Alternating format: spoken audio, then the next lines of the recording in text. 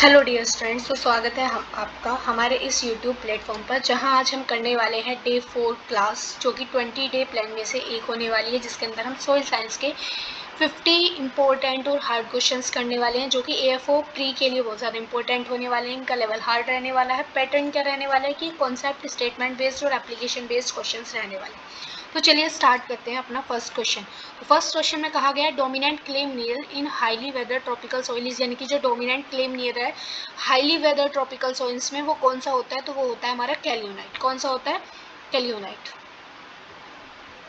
Next हम question है हमारा, which clay mineral has a highest swelling and sinking capacity. Highest swelling और sinking capacity, फूलने वाली और सिकुड़ने वाली कैपेसिटी किसके अंदर होती है? तो वो होती है हमारी मोंट मोरियोलानाइट। ठीक है, अब ये कैल्यूनाइट और मोंट मोरियोलानाइट के अंदर डिफरेंस जान लेते हैं हम कि जो मतलब हाई स्वेलिंग और सिंकिंग कैपेसिटी हमारी मोरियोलानाइट के अंदर होती है, और less swelling and sinking capacity हमारी कैल्यूनाइट के अंदर होती है। ठीक है, और इसके अंदर क्या होता है कि जो ये मोंट मोरियोलानाइट है, ये सिमेटाइट जो ग्रुप होता है उसके अंदर होता है, और ये जो कैल्यूनाइट है ये एक मिनीरियल का क्या है? टाइप है।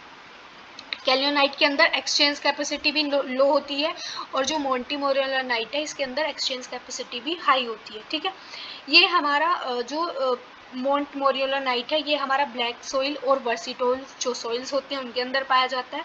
जो कैल्यूनाइट है ये किसके अंदर पाया जाता है? ये हमारी हाईली वेदर ट्रॉपिकल सॉइल के अंदर पाया जाता है। ठीक है, ये जो है ये हमेशा शेप में रहता है, ये लेस स्वेलिंग होता है कैल्यूनाइट। ठीक है, और जो मोंटी मोरियोलानाइट है इसके पास कैटायन एक्सचेंज कैपेसिटी भी हाई होती है, और ये न्यूट्रिएंट्स को भी वेल स्टोर करके रख सकता है या फिर होल्ड करके रख सकता है। अब नेक्स्ट क्वेश्चन की हम बात कर लें, कैटायन एक्सचेंज कैपेसिटी ऑफ कैल्यूनाइट, तो अभी हमने पढ़ा था क्या होती है? बहुत ज़्यादा लो होती है।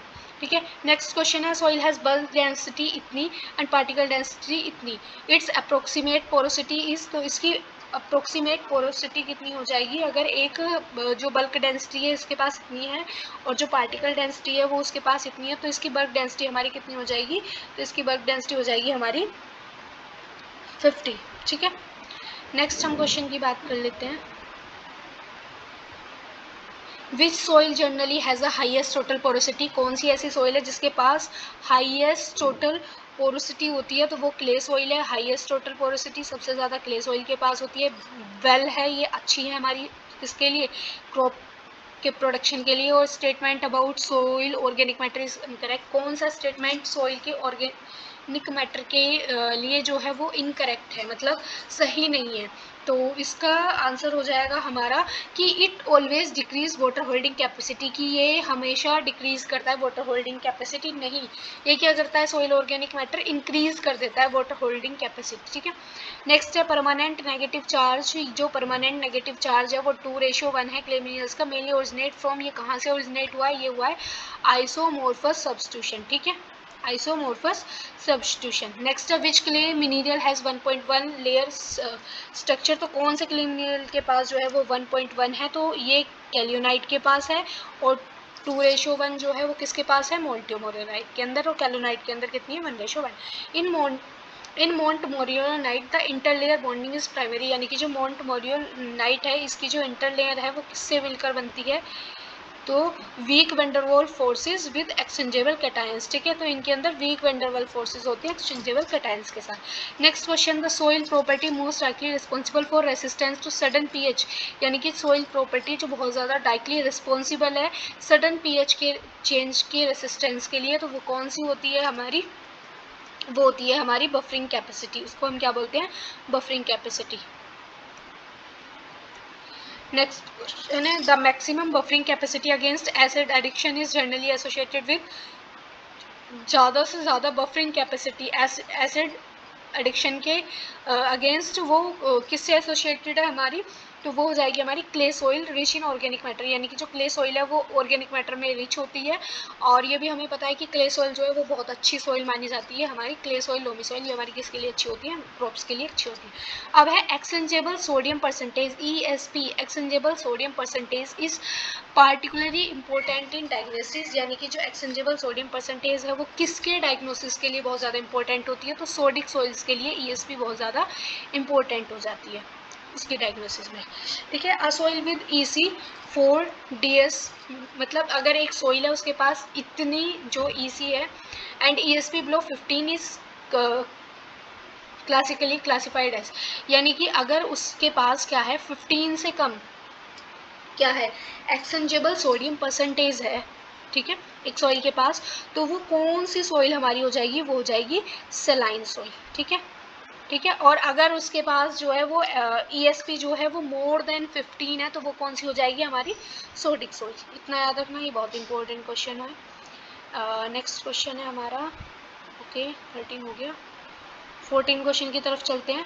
तो the major problem in sodic soils, यानी कि जो मेजर प्रॉब्लम हमें देखने को मिलती है सोडिक सोइल्स के अंदर, वो क्या होती है कि पुअर सोइल का स्ट्रक्चर होता है और इनफिल्ट्रेशन भी क्या होती है, कम होती है। The most commonly recommended amendment for reclaiming soils, यानी कि जो मतलब सोडिक सोइल को ठीक करने के लिए किसको यूज़ करते हैं हम, जिप्सम को, ठीक है। और एसिडिक सॉइल को यूज़ करने के लिए हम किसको करते हैं, लाइम को। याद रखना, एसिडिक सॉइल लाइम को, और सोडिक सॉइल्स को रिक्लेमिंग करने के लिए जिप्सम का यूज़ करते हैं, ठीक है।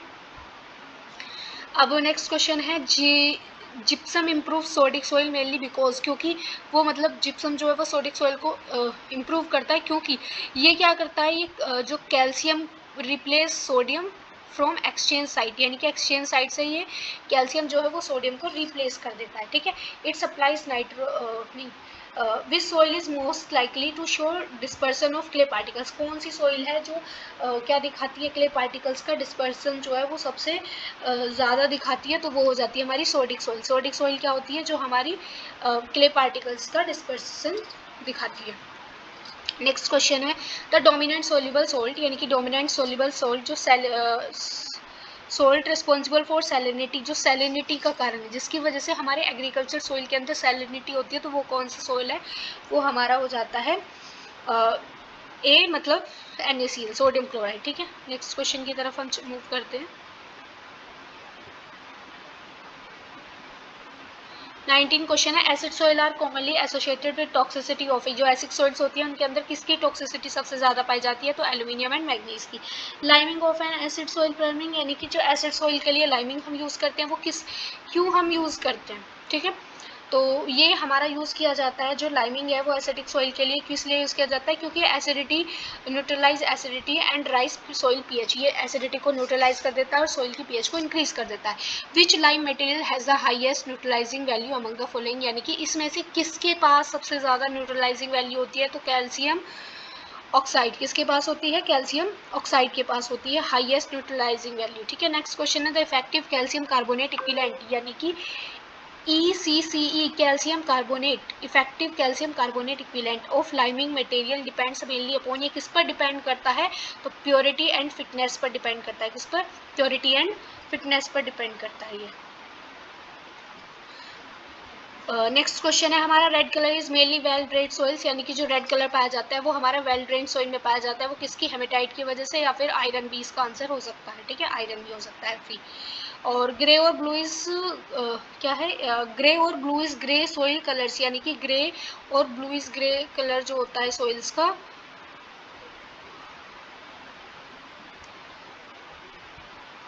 ग्रेस और ब्लू ग्रे सोइल कलर जो होता है वो किसको इंडिकेट करता है, तो poor drainage and reducing conditions, किसको, कि ड्रेनेज वहाँ पर पुअर होगा और रिड्यूसिंग कंडीशंस हमारी वहाँ पर होंगी। नेक्स्ट है mottling in a soil profile is commonly as indicator of, यानी कि जो मोटलिंग है वो एक किसका सोइल प्रोफाइल के अंदर किसका इंडिकेटर है, तो वो है हमारा पीरियडिक वाटर लॉगिंग का मोटलिंग एक सोइल प्रोफाइल के अंदर इंडिकेटर है। तो नेक्स्ट क्वेश्चन है the process of downward movement of clay from A horizon to B horizon, यानी कि जहाँ पर हमारा मूवमेंट हो जाए क्ले सोइल का ए होरिजन से बी होरिजन में, तो उसको हम क्या बोलते हैं। और नेक्स्ट क्वेश्चन है E horizon is characteristically associated with, और ई होरिजन किससे एसोसिएटेड है, ठीक है। तो अगर हमारा ए होरिजन से बी होरिजन की तरफ को क्ले का मूवमेंट हो रहा है, तो उसको हम बोलते हैं इलुवेशन, क्या बोलते हैं, इलुवेशन। और ई होरिजन से रिलेटेड है इलुवेशन, क्या रिलेटेड है, इलुवेशन, ई होरिजन से रिलेटेड है, ठीक है। नेक्स्ट क्वेश्चन की हम बात करते हैं accumulation of calcium carbonate in soil profile is known as, यानी कि जब हमारा कैल्शियम कार्बोनेट CaCO3 का एक्यूमुलेशन होता है तो उसको वो किससे एसोसिएटेड है, तो वो कैल्सिफिकेशन से है। नेक्स्ट क्वेश्चन है लेटरलाइजेशन इज पार्टिकुलरली परमानेंट एंटर, जो लेटरलाइजेशन है वो किसके अंडर प्रोमिनेंट है, तो वो है हमारा hot and humid climate with intense leaching, ठीक है, इंटेंस लीचिंग होती है और हॉट और ह्यूमिड क्लाइमेट होता है। Which soil order is characteristic by a spodic horizon, spodic horizon के द्वारा कौन सा सोइल ऑर्डर क्या होता है हमारा करेक्टरिस्टिक होता है, तो ये होता है स्पोडोसोल। अब आपको पता होगा कि जो हमारे टाइप ऑफ सोइल के जो ऑर्डर्स है, सोइल की जो टेक्सोनोमी है वो 12 टाइप्स के होते हैं, ठीक है, और हमारे इंडिया में सबसे ज़्यादा इंसेप्टिसोल पाया जाता है, ठीक है। तो नेक्स्ट हम बात कर लेते हैं वर्टिसोल्स आर कैरेक्टरिस्टिक बाय, जो वर्टिसोल्स होते हैं इनके अंदर smectitic clay and pronounce shrink swell behaviour पाया जाता है। क्या पाया जाता है? Smectitic clay and pronounced shrink swell behaviour इनके पास जो है वो पाया जाता है कि क्या होता है, ये सिंक और स्वेल हो जाते हैं और सोमेटाइसाइटिक क्ले होता है। तो एक मिनट, ठीक है। तो नेक्स्ट है deep cracks in vertisols are mainly caused by, जो वर्सिटोल्स के अंदर डीप क्रैक्स होती है वो भी किसकी वजह से होती है, ये भी हमारे सीमेसाइट साइट की वजह से होती है, सेटाइट की वजह से। तो नेक्स्ट क्वेश्चन है the diagnostic feature commonly associated with alfisol से, यानी कि एक ऐसा फीचर जो किससे एसोसिएटेड है वो अल्फीसोल से, तो क्या होता है argillic horizon with relatively high base saturation, ठीक है। तो अब हम बात कर लेते हैं सीमेसेटाइट की। तो ये क्या होता है हमारा सीमेसेटाइट जो होता है, तो सीमेसेटाइट की अगर हम बात करें तो जो सीमेसेटाइट है वो एक तरह का क्ले मिनीरियल है, सॉइल के अंदर क्या है, क्ले मिनीरियल है, ठीक है। इसके अंदर वाटर होल्डिंग कैपेसिटी क्या पाई जाती है, बहुत ज़्यादा हाई पाई जाती है सीमेसेटाइट के अंदर। ये स्वेल हो जाता है जब, मतलब फूल जाता है जब ये गीला होता है और सिकुड़ जाता है और दरारें पड़ जाती हैं जब ये सूखा होता है। इसके पास कैटायन एक्सचेंज कैपेसिटी हाई होती है, इसलिए ये हमारे बहुत सारे प्लांट के न्यूट्रिएंट्स को होल्ड करके रखता है। ये हमारा वर्सिटोल्स, वर्सिटोल्स का मतलब क्या है कि ब्लैक सोइल, ब्लैक सोइल के अंदर वर्सिटोल्स के अंदर पाया जाता है। इसका एग्जाम्पल हमारा क्या हो जाता है, मोरियोलनाइट, जो कि एक सीमेटाइट मटेरियल का एक इम्पोर्टेंट मिनरल है, और अभी हमने पढ़ा था इसकी स्ट्रक्चर 2:1 में पाई जाती है मोटर, और उसके पास क्या होती है, हाई कैटायन एक्सचेंज कैपेसिटी होती है मोल्टोमोराइट के पास, ये भी हमने पढ़ा था। तो नेक्स्ट क्वेश्चन है अब हमारा the soil taxonomy and epipedon refers to, जो सोइल टेक्सोनोमी है वो किसको रेफर करती है, तो जो सोइल की टेक्सोनोमी है वो किसको रेफर करती है भाई बताओ, सरफेस होरिजन्स को रेफर करती है या फिर सब सरफेस होरिजन्स को रेफर करती है, तो ये हमारी सरफेस की होरिजन्स को रेफर करती है। अलग अलग होरिजन्स पर अलग अलग तरह की क्या पाई जाती है, हमारी सोइल पाई जाती है। Which soil has a greatest risk of nutrient leaching under heavy rainfall, ऐसी कौन सी सोइल है जिसके पास सबसे ज़्यादा रिस्क होता है कि न्यूट्रिएंट्स जो है वो अगर हैवी रेनफॉल होगी तो न्यूट्रिएंट्स सबसे ज़्यादा लीच होंगे, तो वो होती है हमारी सैंडी सोइल। सैंडी सोइल के अंदर न्यूट्रिएंट्स सबसे ज़्यादा क्या होते हैं, लीच हो जाते हैं अगर हमारी रेनफॉल हैवी होती है। क्यों? क्योंकि सैंडी सॉइल के पास होल्डिंग कैपेसिटी बहुत कम होती है किसी भी चीज़ को, और मतलब वाटर होल्डिंग कैपेसिटी तो बहुत ही कम होती है। तो field capacity generally correspond approximately to, जो फील्ड की कैपेसिटी है वो जर्नली किससे कोरिस्पॉन्ड करती है, तो water remaining after gravitational drainage, यानी कि वाटर बच जाता है ग्रेविटेशनल ड्रेनेज के बाद, ठीक है। और नेक्स्ट है permanent wilting point is conventionally associated with soil water potential to approximately कितना होता है, -1.5 MPa, ठीक है, mega pascal permanent wilting point. तो available water to plants is approximately the difference between, जो मतलब हमारा जो अवेलेबल वाटर है प्लांट्स के लिए वो किसका डिफरेंस है अप्रोक्सीमेटली, तो वो हमारा डिफरेंस है field capacity and permanent wilting point का, कि कितना परमानेंट विल्टिंग पॉइंट और कितनी फील्ड की कैपेसिटी है। Which soil water is most strongly held by soil particles, कौन सा सोइल वाटर जो है वो हमारा मोस्ट स्ट्रॉन्गली होल्ड हो जाता है, मतलब होल्ड हो जाता है किसके द्वारा, सोइल के पार्टिकल्स के द्वारा, तो वो है हमारा हाइग्रोस्कोपिक वाटर, हाइग्रोस्कोपिक वाटर, ठीक है। कैपिलरी वाटर प्लांट्स को अवेलेबल होता है, ये जो है हाइग्रोस्कोपिक वाटर ये हमारा रूट्स के लिए अवेलेबल होता है, तो सोइल के पार्टिकल्स के अंदर रूट पाई जाती है। Okay, 1 second. नेक्स्ट है plant roots can generally use, जो प्लांट रूट्स हैं, प्लांट की जो रूट्स हैं वो कौन सा वाटर हमारा यूज करती हैं, तो वो यूज करती है पोर्शन ऑफ कैपिलरी वाटर, यानी कि कैपिलरी वाटर का एक पोर्शन यूज करती है, क्योंकि देखो सोइल के लिए हाइग्रोस्कोपिक वाटर है और हमारे प्लांट के लिए क्या है, प्लांट के लिए कौन सा वाटर है भाई, अगर हम प्लांट की बात करें तो प्लांट को जो अवेलेबल होता है वो होता है हमारा कैपिलरी वाटर, ठीक है। Capillary water available to plant, और हाइड्रोस्कोपिक वाटर ये प्लांट को अवेलेबल नहीं होता, ये सोइल के अंदर होता है। The movement of water through saturated soil is described by, यानी कि जो मूवमेंट है वाटर का सैचुरेटेड सोइल के द्वारा, वो किसके द्वारा डिस्क्राइब किया गया था, तो वो था डर्सीज लॉ। तो hydraulic conductivity generally decreases with, hydraulic conductivity जो होती है वो जनरली कब डिक्रीज हो जाती है, जो हाइड्रोलिक कंडक्टिविटी होती है वो कब डिक्रीज हो जाती है, जब हमारा क्या होता है, सोइल बिकम मोर कॉम्पैक्ट, जब सोइल के पार्टिकल्स बहुत ज़्यादा कॉम्पैक्ट हो जाते हैं, एक दूसरे के पास हो जाते हैं। Infiltration rate is generally highest in, infiltration rate जो है वो सबसे ज़्यादा किसके अंदर हाईएस्ट होगा, तो वेल एग्रीगेटेड सैंडी सोइल, जिसके अंदर वेल एग्रीगेट सैंडी-लोम जो सोइल होगी उसके अंदर इनफिल्ट्रेशन रेट जनरली हाईएस्ट पाया जाएगा। विच nutrient is generally least mobile in soil, सबसे कम मोबाइल कौन सा हमारा न्यूट्रिएंट है सोइल के अंदर, तो वो फॉस्फोरस है। और phosphorus fixation in acidic soil is primary associated with, जो फॉस्फोरस का फिक्सेशन होता है हमारा किसके अंदर, एसिडिक सोइल के अंदर, वो किससे मिलकर बनता है, तो आयरन और एल्यूमिनियम ऑक्साइड से, ठीक है। नेक्स्ट क्वेश्चन की तरफ हम मूव करते हैं। तो फॉस्फोरस फिक्सेशन, जो फॉस्फोरस फिक्सेशन है इन कैलकेरियस सोइल्स, जो फॉस्फोरस फिक्सेशन होता है कैलकेरियस सोइल में, वो प्राइमरी किससे एसोसिएटेड होता है, तो वो कैल्शियम कंपाउंड से एसोसिएटेड होता है, ठीक है। नेक्स्ट अब हम बात कर लेते हैं कि हमारी कैलकेरियस सोइल्स कौन सी होती है। ऐसी मिट्टी जिसके अंदर कैल्शियम कार्बोनेट की मात्रा ज़्यादा होती है उसको हम बोलते हैं कैलकेरियस सोइल्स, ठीक है।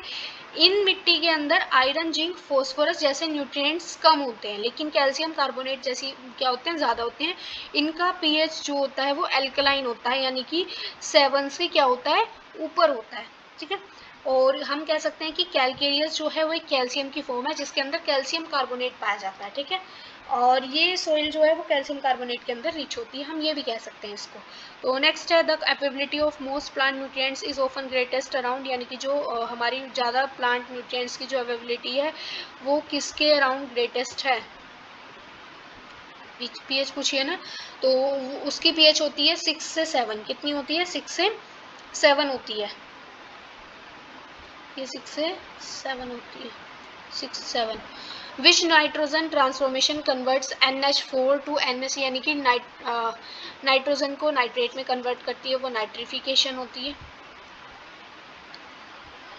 नेक्स्ट क्वेश्चन है प्रोलॉन्ग्ड वाटर लॉगिंग कंडीशन के अंदर नाइट्रोजन खो जाता है, लॉस्ट हो जाता है, तो वो रीनाइट्रिफिकेशन होती है, ठीक है। और स्टेटमेंट बेस्ड एक क्वेश्चन है जिसके अंदर सीई कैटायन एक्सचेंज कैपेसिटी के ऊपर एक क्वेश्चन है, उसके अंदर बताना है आपको कौन कौन से ऑप्शन सी है। तो फर्स्ट कहा गया है सीईई यानी कि cation exchange capacity is generally higher soils rich in smectitic cells than kaolinite clay, यानी कि कैलोनाइट क्ले से ज़्यादा जो मोन्टीमोलोनाइट सोइल होती है उसके अंदर ज़्यादा क्या पाई जाती है, कैटायन एक्सचेंज कैपेसिटी। यस, अभी हमने पढ़ा था स्टार्टिंग में सिमेटाइट के लिए भी एक मोन्टीमोलाइट का ही तो वो है एग्जांपल। अब है organic matter can contribute substantially to cation exchange capacity, क्या ऑर्गेनिक मैटर भी कंट्रीब्यूट करता है कैटायन एक्सचेंज कैपेसिटी में, करता है बिल्कुल। अब है increasing soil pH can increase variable exchange, ठीक है। अगर सोइल की पीएच बढ़ाएंगे तो कैटायन एक्सचेंज कैपेसिटी भी बढ़ जाएगी, बिल्कुल बढ़ जाएगी। तो नेक्स्ट है sandy soils generally have higher cation exchange capacity than clay soils, नहीं होती, इनके पास लो कैटायन एक्सचेंज कैपेसिटी होती है। तो इसका आंसर क्या हो जाएगा हमारा, बी 1 2 3 ऑप्शंस आर राइट, ठीक है। तो अब थोड़ा सा और कुछ टॉपिक्स की बात कर लेते हैं, जैसे हमारे फादर जो हैं सोइल साइंस के, वो हमारे डॉक्यूचेव हैं, ठीक है। और अभी मैंने बताया था जो स्ट्रक्चर है कैलोनाइट की वो 1:1 में, और जो मोन्टीमोलाइट की है वो 2:1 में पाई जाती है, ठीक है। अब हमारी लोम सोइल, क्ले सोइल हमारी क्रॉप्स के लिए क्या होती है, अच्छी होती है। और हाईएस्ट वाटर होल्डिंग कैपेसिटी भी हमारी किसकी होती है, क्ले सोइल की। सबसे ज़्यादा वाटर को होल्ड करने वाली कैपेसिटी जो है वो किसकी होती है, हमारी क्ले सोइल की होती है, सबसे ज़्यादा वाटर को होल्ड करने की कैपेसिटी। अभी हमने बताया था कि अगर लाइम को हम यूज़ करते हैं तो एसिडिक सोइल के लिए, और जिप्सम का हम यूज़ करते हैं तो सोडिक सोइल्स के लिए यूज़ करते हैं, ठीक है। और